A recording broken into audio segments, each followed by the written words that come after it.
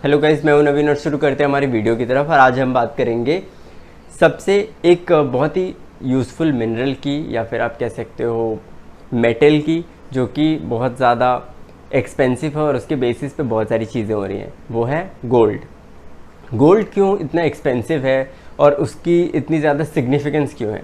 सबसे पहले तो लिमिटेड है और रेयर है, ठीक है। क्योंकि ये लिमिटेड है और रेयर है तो इसे हिस्टोरिकल सिग्निफिकेंस में हिस्टोरिकली इसे एज अ मनी यूज़ किया जाता था। तो आपने सुना होगा गोल्ड स्टैंडर्ड, ठीक है। तो गोल्ड स्टैंडर्ड में सबसे पहली चीज़ ये होती थी कि गोल्ड के सिक्के बनते थे और उससे जो है लोग ट्रेडिंग किया करते थे। आपने जो है गोल्ड दिया, गोल्ड का एक सिक्का दिया, उसके बदले में आपको सामान मिलता था। देन उसके बाद इससे नेक्स्ट चीज़ आई, वो आया गोल्ड के बाद जो है currency standards. Gold currency standards भी आप कह सकते हो, जिसमें बेसिकली कोई भी आप मेटल ले लेते थे, किसी भी तरीके का मेटल हो सकता था, कोई भी मेटल हो सकता था, उसकी वैल्यू जो है डायरेक्टली लिंक गोल्ड से ही होती थी, ठीक है।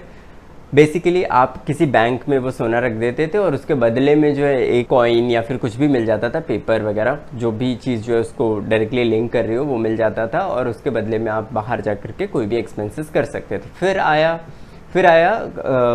Currency standards. इसमें जो है बेसिकली हम ये करते थे कि गोल्ड जो है किसी और कंट्री में रहता था और हमारी जो करेंसी होती थी हम पहले उस करेंसी में एक्सचेंज करते थे और वो करेंसी जो है डायरेक्टली लिंक होती थी गोल्ड से। तो इस तरीके से जो है हम बेसिकली ट्रेड करना स्टार्ट करते थे।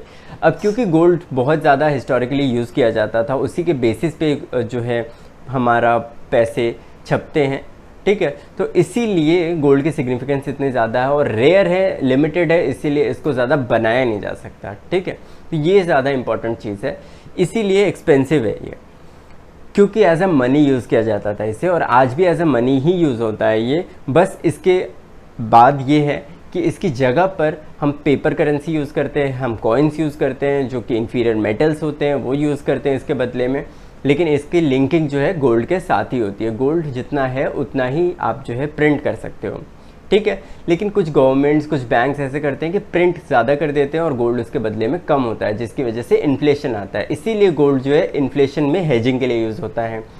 आपने सुना होगा कि जब इन्वेस्टर्स बहुत ज़्यादा हैवी प्राइसिंग में चले जाते हैं, जैसे स्टॉक मार्केट में बहुत ज़्यादा बड़े प्राइसेस में चले गए जहाँ पे प्राइस टू अर्निंग रेशियो बहुत ज़्यादा है, तो उस टाइम वो इन्वेस्टर जब निकलते हैं तो जब सेफ्टी की तरफ जाते हैं, सबसे पहली चॉइस उनकी या तो बॉन्ड या गोल्ड होता है। बॉन्ड पे भी अगर उन्हें विश्वास नहीं होता तो सबसे पहली चॉइस उनकी गोल्ड होती है, क्योंकि गोल्ड एक्चुअल मनी है जो कि आपको हर तरीके की प्रॉब्लम्स, मनी प्रॉब्लम से बचा सकते हैं, क्योंकि उसमें पूरी सेफ्टी और 9% का रिटर्न एवरेजली आपको CAGR मिल जाता है उसका। तो इसीलिए गोल्ड जो है रेयर, एक्सपेंसिव और सबसे ज़्यादा यूज़ किया जाने वाला मेटल है।